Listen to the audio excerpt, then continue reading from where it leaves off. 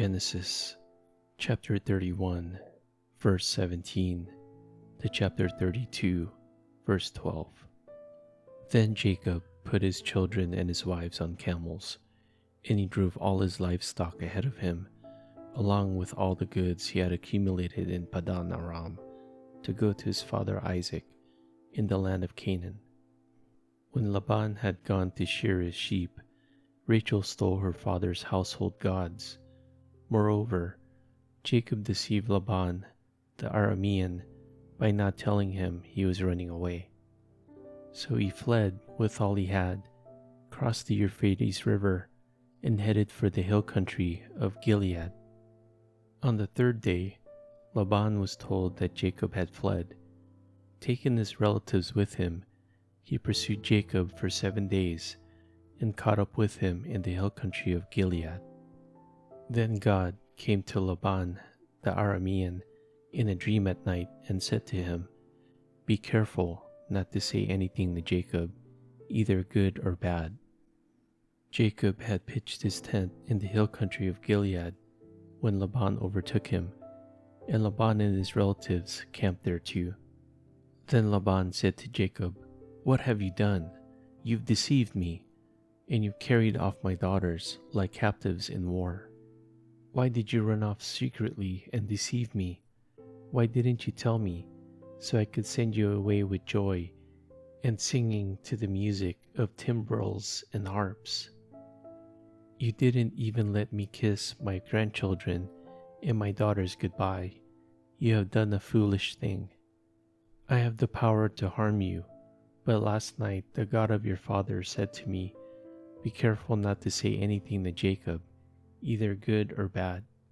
Now you have gone off because you long to return to your father's household. But why did you steal my gods?" Jacob answered Laban, "I was afraid, because I thought you would take your daughters away from me by force.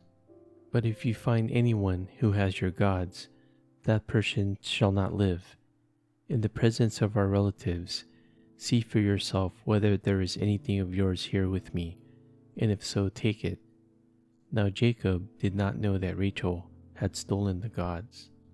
So Laban went into Jacob's tent, and into Leah's tent, and into the tent of the 2 female servants, but he found nothing.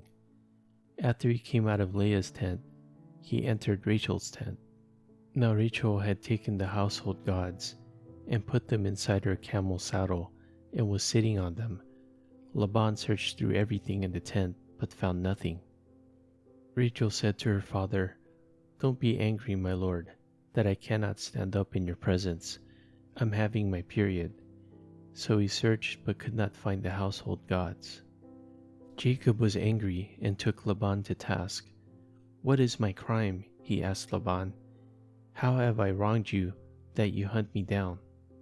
Now that you have searched through all my goods, what have you found that belongs to your household? Put it here in front of your relatives and mine, and let them judge between the 2 of us. I have been with you for 20 years now. Your sheep and goats have not miscarried, nor have I eaten rams from your flocks. I did not bring you animals torn by wild beasts. I bore the loss myself, and you demanded payment from me for whatever was stolen by day or night. This was my situation.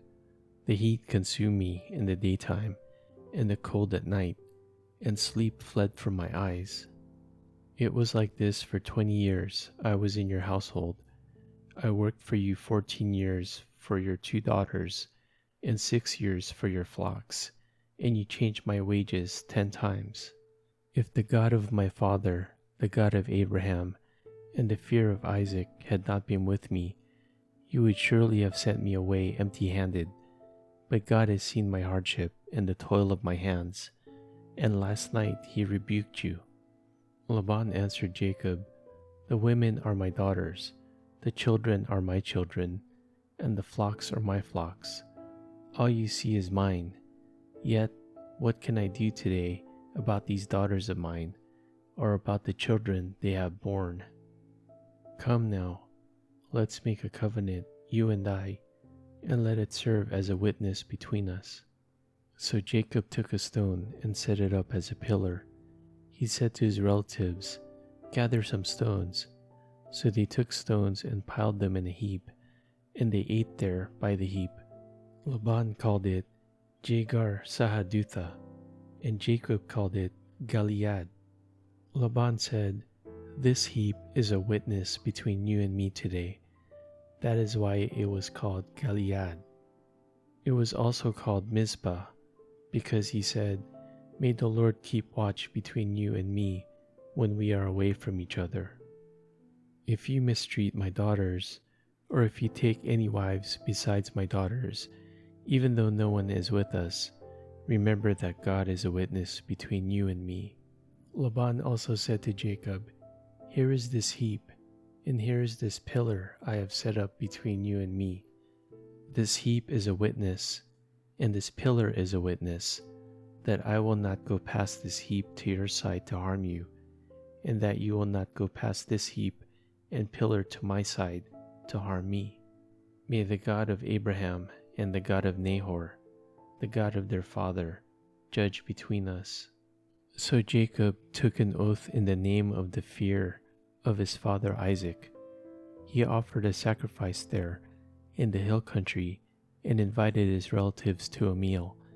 After they had eaten, they spent the night there. Early the next morning, Laban kissed his grandchildren and his daughters and blessed them. Then he left and returned home. Jacob also went on his way, and the angels of God met him. When Jacob saw them, he said, "This is the camp of God." So he named that place Mahanaim. Jacob sent messengers ahead of him to his brother Esau in the land of Seir, the country of Edom. He instructed them, "This is what you are to say to my lord Esau. Your servant Jacob says, I have been staying with Laban and have remained there till now. I have cattle and donkeys, sheep and goats, male and female servants.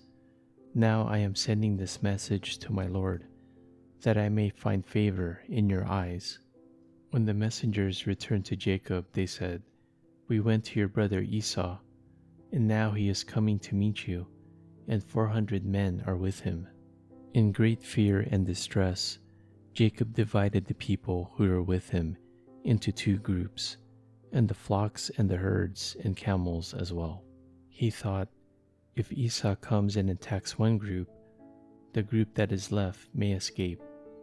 Then Jacob prayed, "O God of my father Abraham, God of my father Isaac, Lord, you who said to me, 'Go back to your country and your relatives, and I will make you prosper,' I am unworthy of all the kindness and faithfulness you have shown your servant.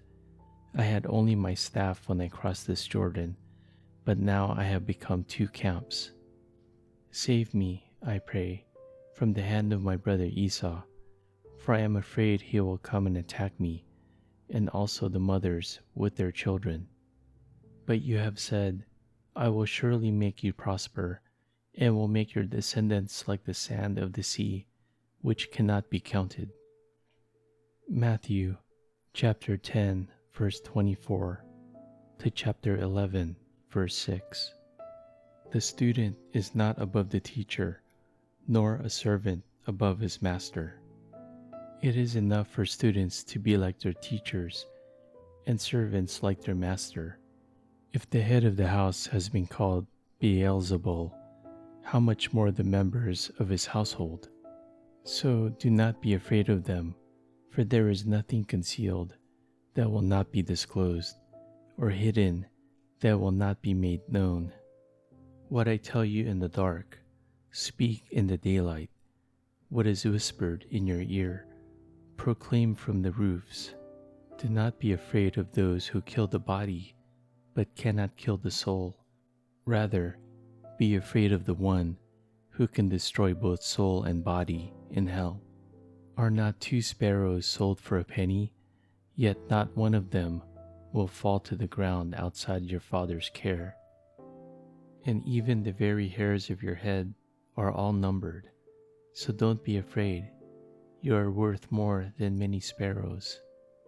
Whoever acknowledges me before others, I will also acknowledge before my Father in heaven. But whoever disowns me before others, I will disown before my Father in heaven. Do not suppose that I have come to bring peace to the earth. I did not come to bring peace, but a sword. For I have come to turn a man against his father, a daughter against her mother, a daughter-in-law against her mother-in-law. A man's enemies will be the members of his own household. Anyone who loves their father or mother more than me is not worthy of me. Anyone who loves their son or daughter more than me is not worthy of me. Whoever does not take up their cross and follow me is not worthy of me. Whoever finds their life will lose it, and whoever loses their life for my sake will find it. Anyone who welcomes you welcomes me, and anyone who welcomes me welcomes the one who sent me. Whoever welcomes a prophet as a prophet will receive a prophet's reward, and whoever welcomes a righteous person as a righteous person will receive a righteous person's reward. And if anyone gives up a cup of cold water to one of these little ones who is my disciple, truly I tell you, that person will certainly not lose their reward. After Jesus had finished instructing his 12 disciples, he went on from there to teach and preach in the towns of Galilee. When John, who was in prison, heard about the deeds of the Messiah, he sent his disciples to ask him, "Are you the one who is to come, or should we expect someone else?" Jesus replied, "Go back and report to John what you hear and see. The blind receive sight, the lame walk, those who have leprosy are cleansed, the deaf hear, the dead are raised, and the good news is proclaimed to the poor. Blessed is anyone who does not stumble on account of me." Psalm chapter 13, verse 1 to 6. How long, Lord, will you forget me forever? How long will you hide your face from me? How long must I wrestle with my thoughts, and day after day have sorrow in my heart? How long will my enemy triumph over me?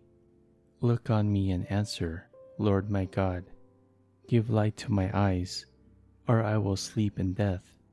And my enemy will say, I have overcome him, and my foes will rejoice when I fall. But I trust in your unfailing love. My heart rejoices in your salvation. I will sing the Lord's praise, for he has been good to me.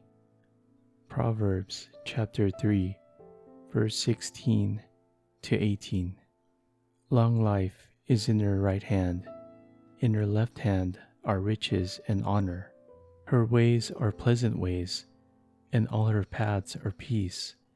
She is a tree of life to those who take hold of her. Those who hold her fast will be blessed.